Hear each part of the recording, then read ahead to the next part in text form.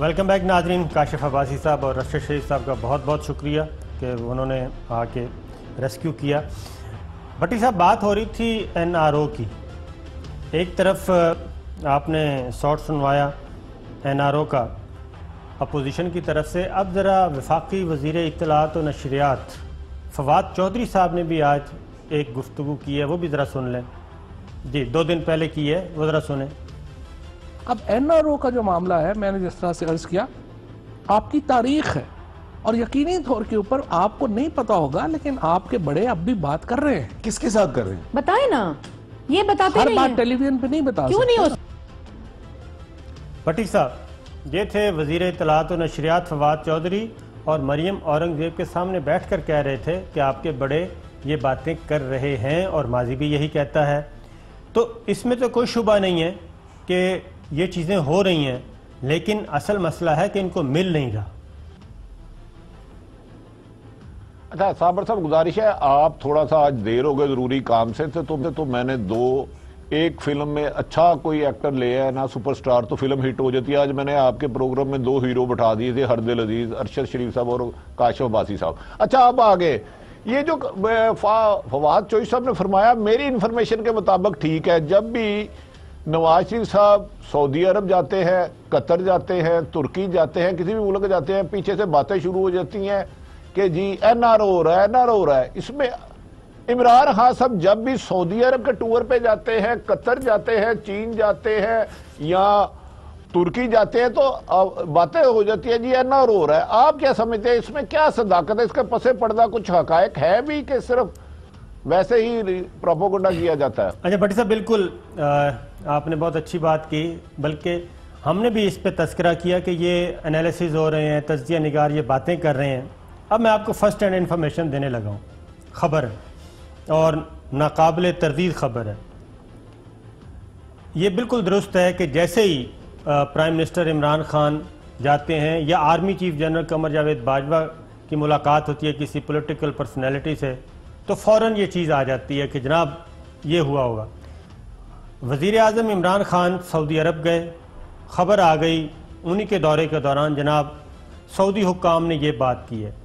اب first hand information کہ عمران خان سعودی عرب گئے، سعودی حکام نے، سعودی فیملی نے ذکر تک نہیں کیا، بلکہ یہ میں بتا رہا ہوں، بڑے وثوق سے کہہ رہا ہوں، انہوں نے کہا کہ پاکستان اور سعودی عرب کے درمیان جو تعلقات کشیدہ ہوئے پچھلے 10 سالوں میں اور جو دوریاں ہوئیں وہ شریف فیملی اور زرداری فیملی کی وجہ سے تھیں. اس لیے وہ اتنا نیگیٹو وہاں پہ انہوں نے امپریشن چھوڑے ہوئے ہیں. سعودی عرب کی بات کر رہا ہوں. ایک بات. اب آگے چلیں یو اے ای. ولی عہد آئے اسلام آباد، پھر آیا جناب این آر او اور یہ جناب بات کی گئی ہے اور یہ بات کی گئی ہے. سعودی ولی عہد کے الفاظ تھے کہ اگر 11 سال تک کسی یو ای کے حکمران نے پاکستان کا وزٹ نہیں کیا تو اس کی ریزن پاکستان پیپلز پارٹی اور مسلم لیگ نواز کی لیڈرشپ تھی. اس کی وجہ سے پاکستان اور یو اے ای کی جو تعلقات تھے اس میں سرد مہری آئی. ان کے اور تھے تانے بانے کہیں اور ملتے تھے. اب آ جائیں سر، آخری وزٹ تھا بھٹی صاحب ترکی کا. اب میں آپ کو بتا رہا ہوں کہ یہ ملاقات ابھی چل رہی تھی. جیسے ہی سی آف کرنے کے لیے نکلتے ہیں تو ایک انٹرپریٹر، ترجمان جو مترجم ہوتے ہیں، خاتون تھیں، انہوں نے انگریزی میں پرائم منسٹر خان سے کہا کہ وہ سوشل میڈیا پہ چیزیں چل رہی ہیں جو کہ بالکل غلط ہیں، یہ چیز تو یہاں ڈسکس ہی نہیں ہو رہی. تو پرائم منسٹر خان نے کہا کہ میرے علم میں نہیں ہے، مجھے کوئی انفارمیشن نہیں. کس کی بات کر رہے ہیں؟ انہوں نے کہا یہ بات چل رہی ہے این آر او کی یا شریف فیملی کی. طیب اردگان نے پوچھا اپنی مترجم سے، خاتون سے، کہ کیا بات ہو رہی ہے؟ تو انہوں نے کہا کہ جی یہ آپ کی جو میٹنگ چل رہی تھی تو اس دوران جو سوشل میڈیا پہ زیر بحث موضوع وہ ہے کہ آپ شریف فیملی کے لیے کوئی بات کی ہے آپ نے یا کریں گے یا کر چکے ہیں. پرائم منسٹر خان سے، تو طیب اردگان نے وہاں پہ کیٹاگوریکلی کہا کہ پاکستان اور ترکی اسٹیٹ لیول کے تعلقات ہیں، ہمارے کسی خاندان سے تعلقات نہیں ہیں، اس لیے یہ بلشٹ ہے اور اس تاثر کو ختم ہونا چاہیے کہ ترکی پاکستان کے ساتھ ہے، پاکستان ترکی کے ساتھ ہے، کسی خاندان کے ساتھ نہیں ہے۔ تو 3 گھنٹے کی یہ نشست تھی پرائم منسٹر خان کی اور طیب اردگان کی، اس میں ایک لفظ تک یہ چیز نہیں آئی۔ لیکن یہ خبریں کون دیتا ہے؟ اصل چیز میں آپ سے پوچھتا ہوں، یہ خبریں تو فیڈ کی جاتی ہیں ادھر کہ جناب بس یہ بات ہو گئی کہ جو مردہ گھوڑا ہے اس کو زندہ رکھنا ہے کسی طریقے سے، کہ یہ جو کرپشن کی دلدل میں پھنسے ہوئے ہیں ان کو کیسے باہر نکالنا ہے اور پارٹی کو زندہ کیسے رکھنا ہے۔ دونوں پارٹی کی لیڈرشپ کی یہ ایک اسٹریٹجی ہے بھٹی صاحب۔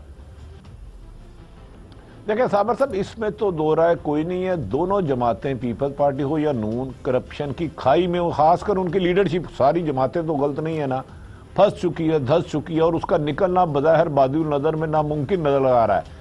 لیکن ابھی آپ نے فواد چودھری کا سوال چلایا، انہوں نے بھی کہا آپ کے بڑے انوروں کے لیے معافی مانگ رہے ہیں، مطلب ہے کہیں نہ کہیں تو یہ بات چل رہی ہوگی نا، ورنہ فواد چودھری تو منسٹر انفارمیشن ہے، وہ تو اپوزیشن کے بندے نہیں ہیں، وہ کیوں بات کر رہے ہیں پھر؟ بھٹی صاحب بات پتہ کیا ہے؟ بھٹی صاحب کی آواز مجھ تک نہیں پہنچ رہی۔ جی آواز میں سن رہا ہوں صابر صاحب، آپ کو سن پا رہا ہوں۔ جی بھٹی صاحب بات پتہ کیا ہے؟ وہی چیز کہ ایک چیز کا وجود ہی نہیں ہوتا، ادھر سے وہ بھیجی جاتی ہے۔ اب عرضی ڈالنے میں تو کوئی کسی کو منع نہیں نہ کر سکتا۔ اگر یہ عرضی ڈال رہے ہیں سعودی عرب کو، ترکی کو، یو اے ای کو، چائنا کو، یا ہمارے راول پنڈی کو یا نیب کو کہ جناب ہمیں این آر او چاہیے، یہ ریٹائرڈ لوگوں کی ذریعے پیغام پہنچا رہے ہیں، اور بیرون ملک اپنی جو لابنگ یہ کرتے رہتے ہیں، لابسٹ ان کے موجود ہیں، ان کے ذریعے اگر یہ کر رہے ہیں، وہ عرضیاں، وہ درخواستیں، وہ ان کی خواہشات انٹرٹین نہیں ہو رہی یہاں پہ۔ جب انٹرٹین نہیں ہوتی تو یہ پھر اس کو زندہ کرتے ہیں کنفیوز کرنے کے لیے۔ یہ ہے اصل سٹوری۔ صابر صاحب میری یہ رہنمائی فرمائیں، ایک تو آپ اسلام آباد میں بیٹھے ہیں، آپ کیا سمجھتے ہیں ان جو عرضیاں جا رہی ہیں، جو ریکویسٹ جا رہی ہیں، جو منت ترلا پروگرام ہے، بیسیکلی ہے تو منت ترلا پروگرام، اس میں تو دو رائے کوئی نہیں ہے، جو میری انفارمیشن ہے۔ آپ اقتدار کے شہر میں بیٹھے ہیں، عمران خان صاحب کسی بھی پریشر میں آ کے کہ جس سے نمبر گیم کا میں کیا کوئی این آر او کی طرف سوچ بھی سکتے ہیں کہ نہیں؟ ان کا تو بڑا بالکل کلیئر ویژن ہے کہ کرپشن میں کوئی کمپرومائز نہیں۔